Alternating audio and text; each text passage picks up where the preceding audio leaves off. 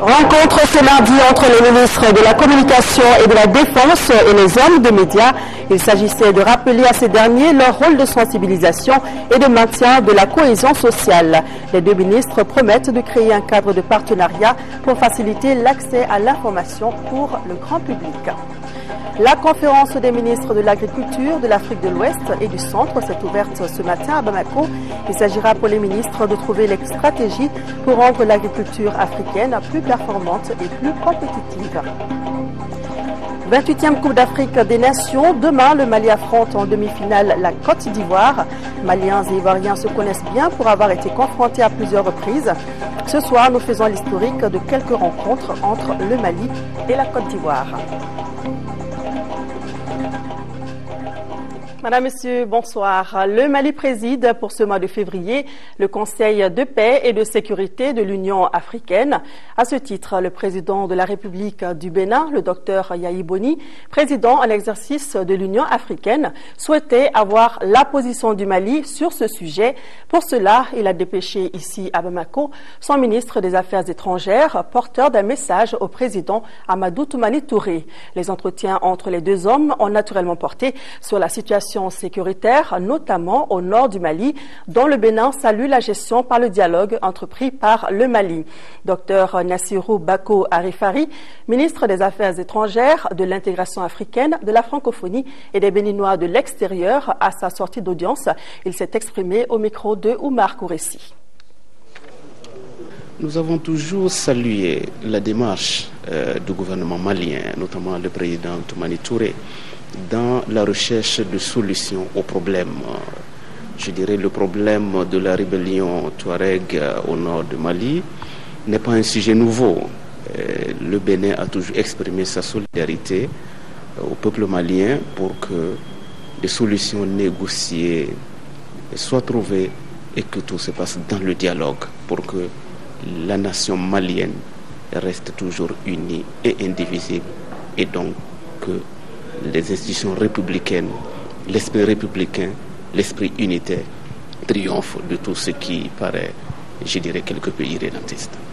Je pense que le Bénin et le Mali sont deux pays qui partagent depuis de longues années de nombreuses expériences historiques, des pays qui ont des liens économiques aussi importants. Et le Mali est un des pays de l'Interland qui utilise le port autonome de Cotonou pour diverses activités d'importation et exportation. Et le Bénin souhaiterait, bien entendu, voir ces activités s'étendre davantage. Restons à Koulouba où le président de la République, Amadou Toumani Touré, a reçu ce matin en audience les présidents des institutions de la République.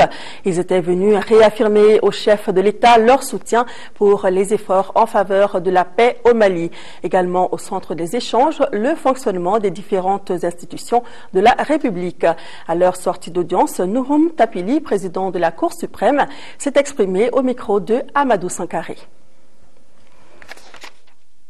Nous avons longuement échangé sur la situation qui prévaut et nous avons bon espoir que dans les meilleurs délais et compte tenu de tous les efforts qui sont déployés de part et d'autre, que ces malheureux événements seront tout à fait jugulés et que le Mali, dans son ensemble, de l'est à l'ouest, du nord au sud, va se dédier entièrement à la mission qui est la sienne, la seule mission qui va, à savoir son développement. Compte tenu de tous les efforts internes et de tous les efforts qui sont accomplis par nos amis à l'extérieur, par toutes les forces vives, par toute la classe politique, nous pensons que le génie créateur du Mali pourra justement, encore une fois de plus, sortir de ces épreuves sans grand dommage, ni pour la cohésion nationale, ni pour l'unité de la nation, ni pour l'unicité du pays. Monsieur le Président, en dehors de la situation au nord du pays, est-ce que vous avez évoqué certaines questions intéressant la vie de la nation? Naturellement, quand les institutions se rencontrent, vous savez, comme on le dit, un État n'est fort que par le développement harmonieux, le fonctionnement harmonieux de toutes ces institutions. Il nous est arrivé de parler du fonctionnement harmonieux de toutes les institutions. Parmi ces fonctionnements, bien sûr, il y a aujourd'hui ce qui nous préoccupe aussi, ce sont les élections.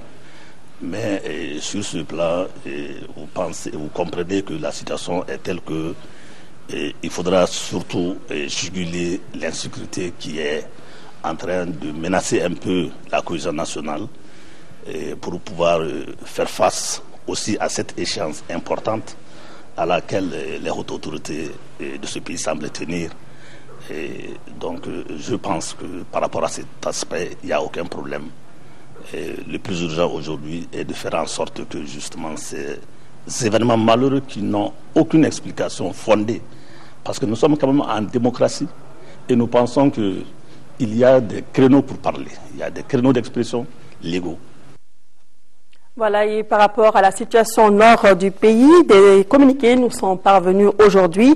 Les modérateurs spirituels du Conseil national des Chorfa du Mali, le bureau national du Conseil national des Chorfa du Mali, les bureaux régionaux du Conseil national des Chorfa du Mali se déclarent profondément préoccupés par les scènes de violence perpétrées sans discernement dans plusieurs localités de notre pays et invitent les belligérants et les populations à cesser immédiatement les tueries pour laisser place au dialogue ferme et constructif dans l'unité, dans la fraternité et dans la solidarité.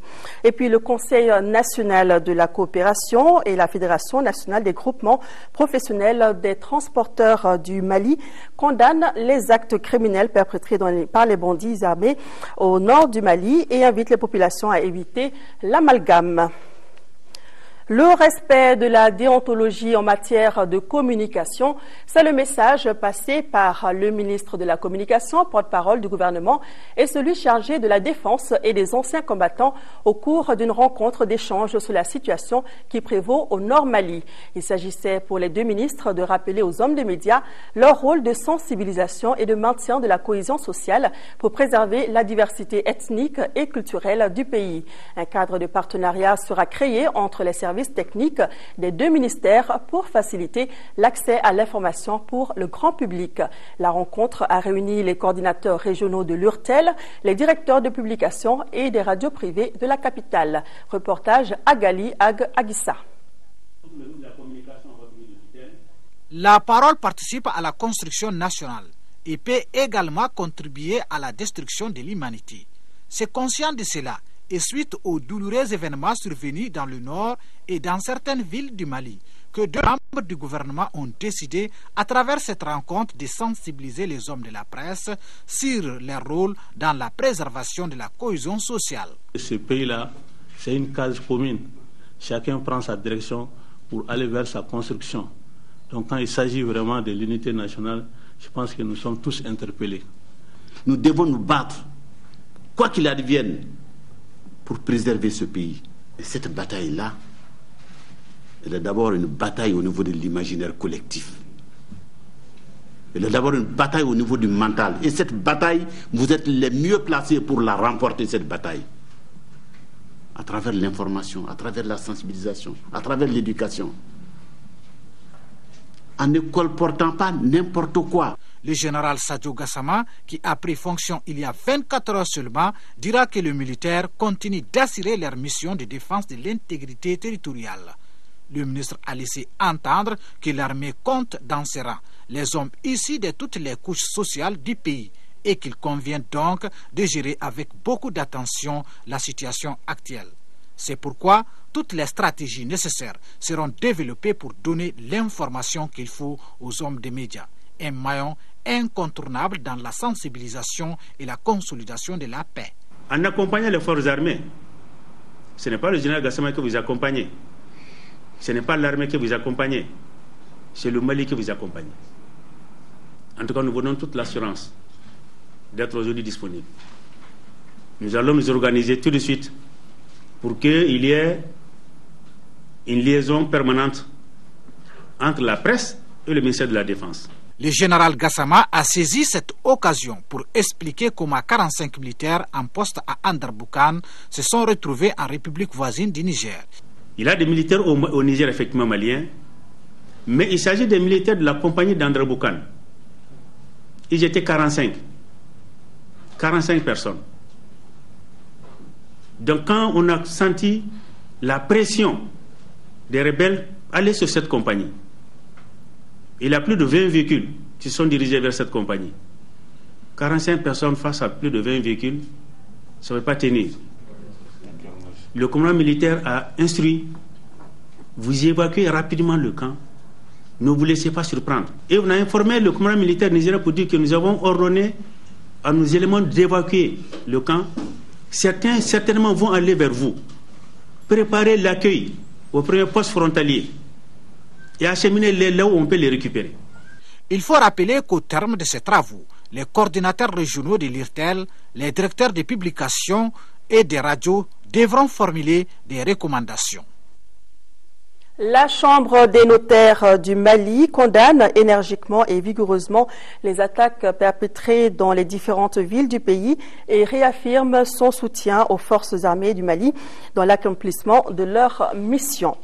Le Conseil national de l'ordre des pharmaciens déplore les actes de violence et les saccages des biens subis par certains citoyens et exhorte le président de la République et le gouvernement malien à œuvrer sans délai pour le retour de la paix et l'unité nationale.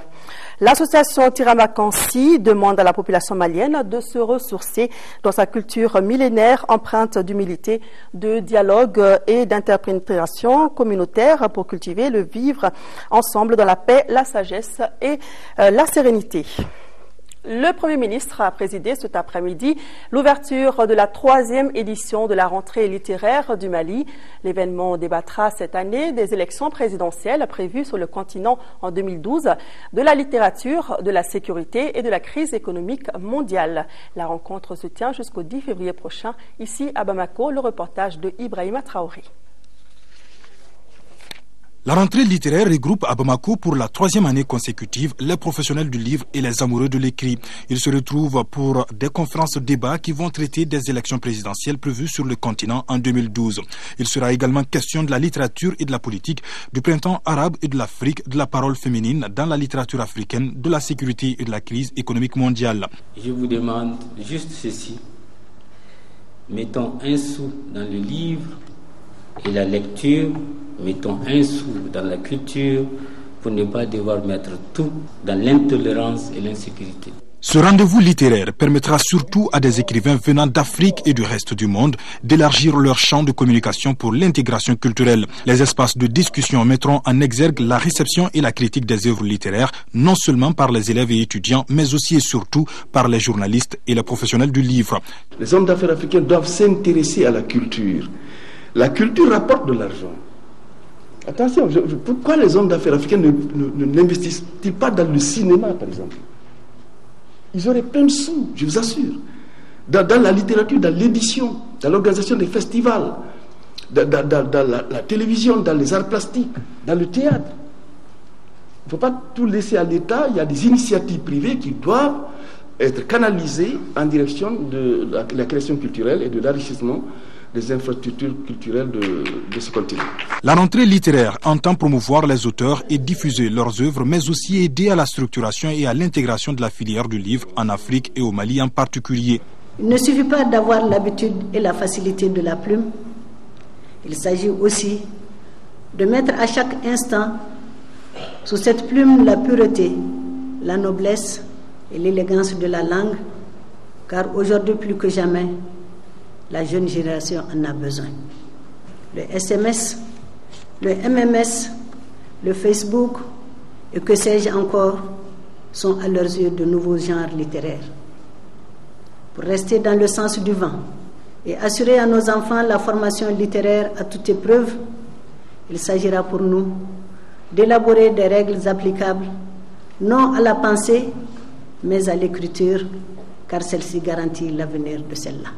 La 3e édition de la rentrée littéraire du Mali se tient jusqu'au 10 février à Bamako. Les récompenses qui seront décernées cette année sont le prix du premier roman, le prix Massama Kandiabaté et le prix Yambo Wologem. Une délégation du Conseil économique, social et culturel, conduite par son président Jamil Bitar, s'est rendue du 26 janvier au 1er février dernier en Côte d'Ivoire. C'était dans le cadre de l'élaboration du recueil annuel 2012, des attentes, des besoins et des problèmes des Maliens établis dans ce pays. Les échanges ont essentiellement porté sur les difficultés auxquelles les Maliens sont confrontés. Il s'agit entre autres de la validation de la carte d'identité consulaire à l'extérieur du territoire national, de l'obtention des logements sociaux, des parcelles à usage d'habitation et de l'orientation des bacheliers issus de l'immigration.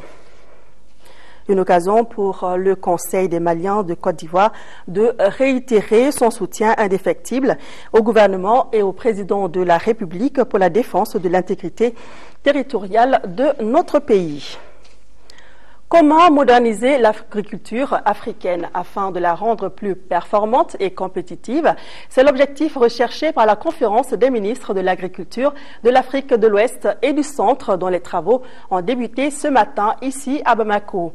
La conférence réunit des opérateurs et spécialistes de l'Afrique de l'Ouest et du Centre ainsi que les partenaires techniques et financiers autour de la promotion des filières agricoles. Reportage Amadou Ouattara. Pivot de l'économie des pays de l'Afrique de l'Ouest, l'agriculture est l'activité première qui occupe plus de 70% des populations. La présente session découle ainsi de la volonté des ministres de l'agriculture de l'Afrique de l'Ouest et du Centre pour apporter des réponses aux problèmes du secteur agricole africain et faciliter l'intégration régionale. L'agriculture ouest-africaine, bien que confrontée à certaines contraintes d'ordre technique et économique, dispose de réelles potentialités. En effet, notre région représente un marché de plus de 200 millions de consommateurs de produits agricoles en s'inscrivant dans une stratégie de développement plus large. L'intégration des pays par le commerce pourrait renforcer les capacités productives, intensifier la diversification économique et améliorer ainsi la compétitivité. Pour rendre cette agriculture moderne, performante et compétitive, la conférence des ministres de l'Agriculture a mis sur place des observatoires de filières agricoles. Notamment l'Observatoire régional de la filière oignon en Afrique de l'Ouest et du Centre, installé en 2005 et qui a son siège à Niamey, en République du Niger. L'Observatoire régional des plantes à racines et tubercules en Afrique de l'Ouest et du Centre, mis en place en 2006 et basé à Bangui, République centrafricaine. L'Observatoire régional de la filière bétail-viande en Afrique de l'Ouest et du Centre, installé en 2007, est logé ici même à Bamako. De ces 4 jours de travaux sortira un diagnostic des activités et actions pour apprécier les réussites et difficultés que connaît l'agriculture en Afrique. Le ministre de l'Élevage et de la Pêche, Bokari Treta, vient d'effectuer une visite de terrain dans la commune rurale de Samayana, à 23 km de Bamako. Dans cette localité située sur la route nationale reliant Bamako à Kangaba, en 2e région, le ministre voulait s'imprégner des conditions de vie de la communauté Somono après donc la mauvaise pluviométrie enregistrée au cours de la campagne précédente. Pour plus de précisions, nous écoutons au micro de notre reporter Abdraman Maïga. Comme nous savons, cette année est particulière en rapport avec la saison hivernale qui n'a pas été au rendez-vous. Donc c'est de voir un peu comment les populations affrontent les problèmes de tous les jours. Des cités d'antan reconnues pour leur niveau de capture de poissons, quel est aujourd'hui donc le niveau de la capture, avec vraiment les perspectives de développement de l'aquaculture en rapport avec la baisse des captures, quelles sont les perspectives de développement de l'aquaculture dans ces contrées. C'est toutes ces questions que nous sommes allés venir visiter à Samayana. Nous repartons le sentiment que notre perception des problèmes est juste, que nos populations méritent d'être assistées cette année. Elles méritent d'être assistées dans le cadre de l'aide alimentaire directe.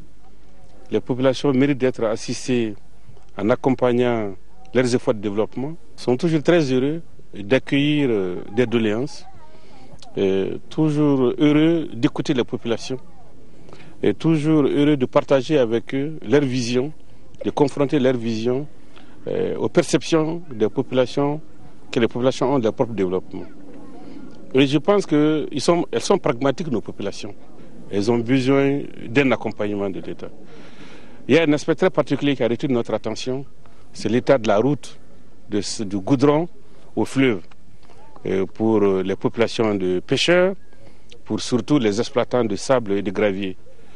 Je pense que si, à la concertation, nous trouvons des approches qui nous permettent d'améliorer la route, cela est possible, de mon point de vue, d'agir sur les coûts vraiment de production des bâtiments. Voilà, en parlant de route, bientôt le corridor Bamako-Dakar par le sud sera officiellement ouvert au trafic. Les travaux de construction et de bitumage de la route Kita-Saraya-Kédougou sont terminés. Le constat a été fait par le ministre de l'Équipement et des Transports qui était hier sur le chantier. La nouvelle infrastructure n'attend que son inauguration par les deux chefs d'État du Mali et du Sénégal. Envoyés spéciaux Daouda Sidiki Diarra et Sidi Modibo Dambélé. Exécutés à 99%, les travaux de construction et de bitumage de la route Kita-Saraya-Kédougou sont donc arrivés à terme. Il ne reste que le poste de péage et de paysage. Ce nouveau corridor Bamako-Dakar par le sud vise à renforcer l'intégration économique dans la zone IOMOA. C'est un corridor qui permet d'économiser au moins 200 km par rapport au corridor Dakar-Bamako par le nord. Et donc, c'est un corridor également qui ouvre Kéniéba et ses potentialités aux échanges. Le travail fini, véritablement, est la matérialisation de la volonté du chef de l'État de faire en sorte que, au cœur du PDS, le développement des infrastructures serve de levier au développement économique. Ce chantier est bien terminé. Il attend simplement son inauguration officielle. Cela dépendra du programme des chefs de l'État.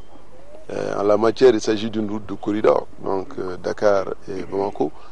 D'une longueur de 232 km côté malien, la route va de Kita en passant par Kéniéba jusqu'à la Falémé. Cette rivière schématise la frontière entre le Mali et le Sénégal. Les travaux ont été réalisés en 2 étapes.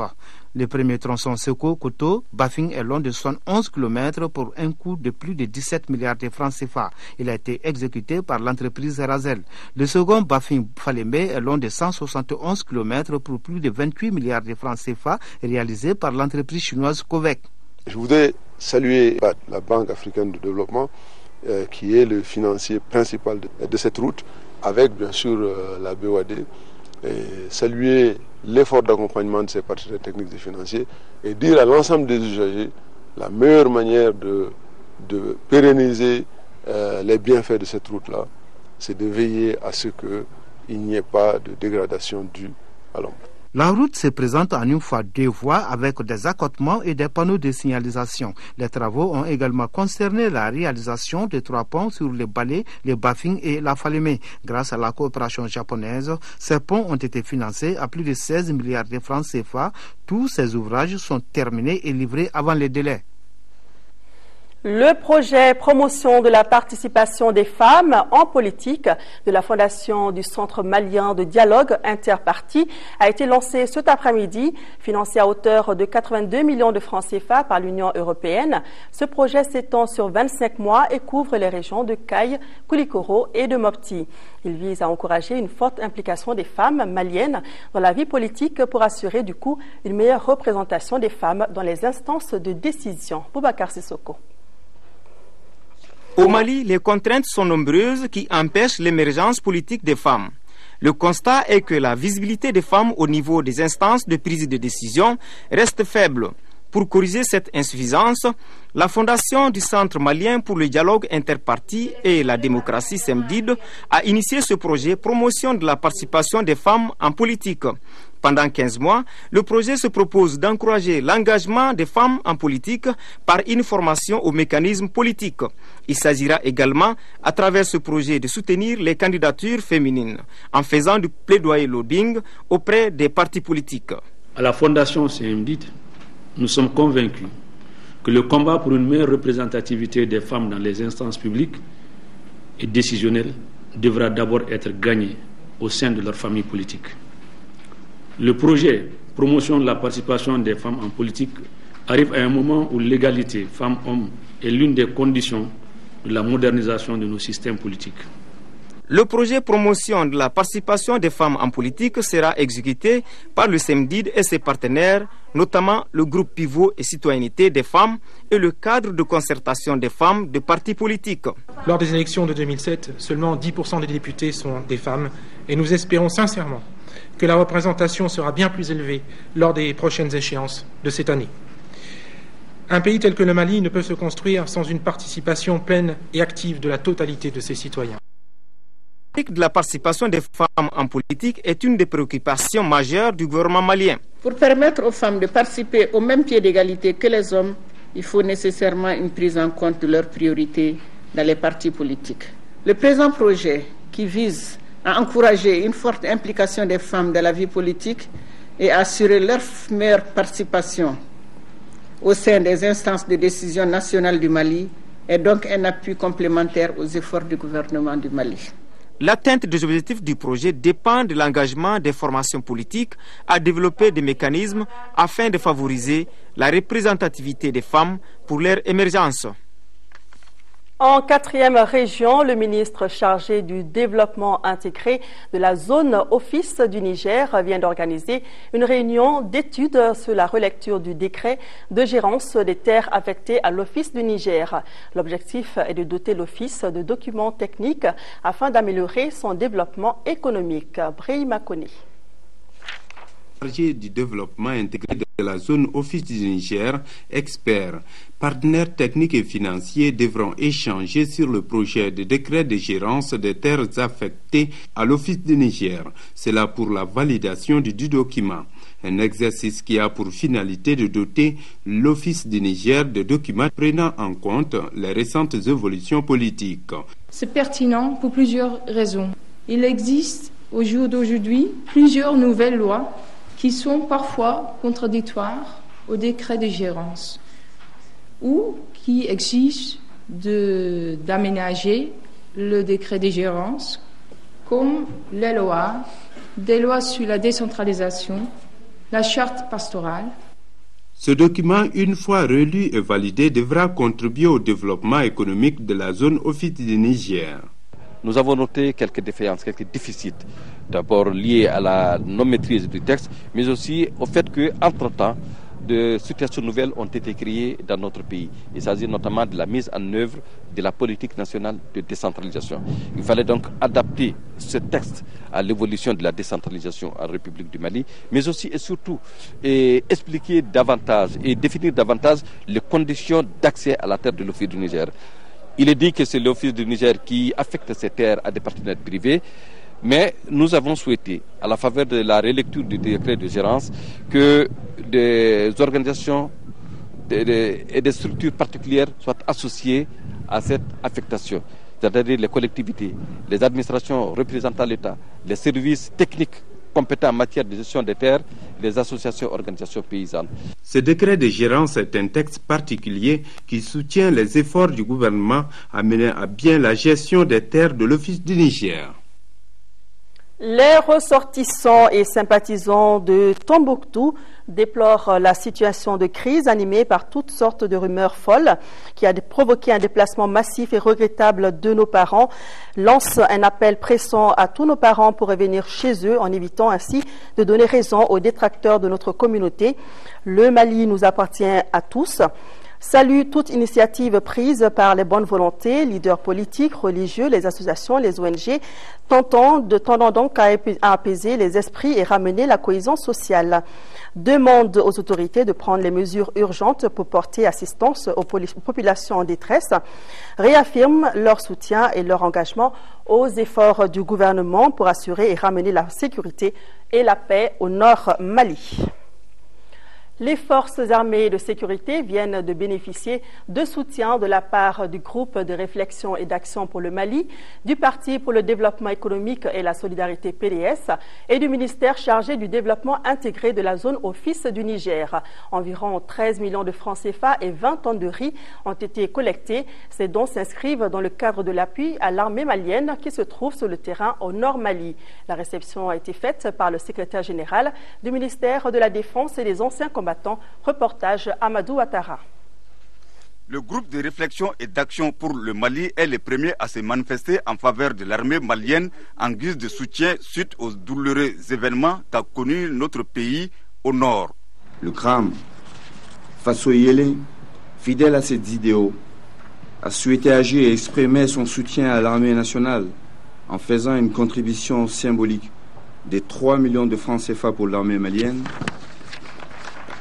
1 million de francs CFA et 5 tonnes de riz pour les femmes veuves. Fort de sa tradition et riche de sa diversité ethnique et culturelle, le peuple malien doit rester uni et solidaire et avoir le sens du partage. C'est pourquoi le Parti pour le développement économique et la solidarité vient en soutien avec la somme de 10 millions de francs CFA. Le Mali est le seul pays où le Sénégal a pris une action sociale, où personne ne peut se targuer d'être mieux que l'autre. Le Mali est le seul pays où réellement on n'a pas de problème ethnique. Le Mali, dans son histoire, ne nous a jamais enseigné qu'un peuple a dominé en permanence l'autre. Geste d'encouragement, mais aussi et surtout un geste de solidarité hautement apprécié par les bénéficiaires. Une armée est issue d'un peuple. Et une armée, sans le soutien de son peuple, est une armée déjà vouée à l'échec. C'est pourquoi aujourd'hui nous sommes fiers de notre peuple. Nous sommes fiers d'appartenir à ce peuple. Et Inch'Allah, nous ferons tout pour ne pas décevoir ce peuple. Encore une fois, je voudrais rassurer les donateurs que tout ce qu'ils viennent de nous donner iront directement à ceux qui le méritent. Autre donateur, c'est le ministère auprès du Premier ministre chargé du développement intégré de la zone office du Niger qui s'est manifesté avec 20 tonnes de riz en faveur de l'armée malienne. 6e session du conseil d'administration du Centre de recherche et de lutte contre la drépanocytose. Le rapport d'activité de 2011 montre des résultats nettement au-dessus des prévisions par rapport aux services donnés. Le budget de 2012 se chiffre à plus de 990 millions de francs CFA, nous informe Nyanya Alou Traoré. C'est dans ce contexte de grand froid, un moment propice au déclenchement de la drépanocytose, que se tient la 6e session du conseil d'administration du Centre de recherche et de lutte contre cette maladie. Cela fait exactement 2 ans que le Mali s'est doté de ce centre. Depuis son inauguration, ses activités ne cessent de se multiplier et de se renforcer, notamment dans le domaine de l'appui à l'accès aux soins spécifiques. Aujourd'hui, face à une forte demande, malgré la méconnaissance de la maladie par les populations, le centre enregistre un bilan positif. On est largement au-dessus des prévisions qui ont été faites, non seulement en termes d'activité médicale, mais également dans le domaine de la recherche, de la formation et de la communication pour le changement de comportement.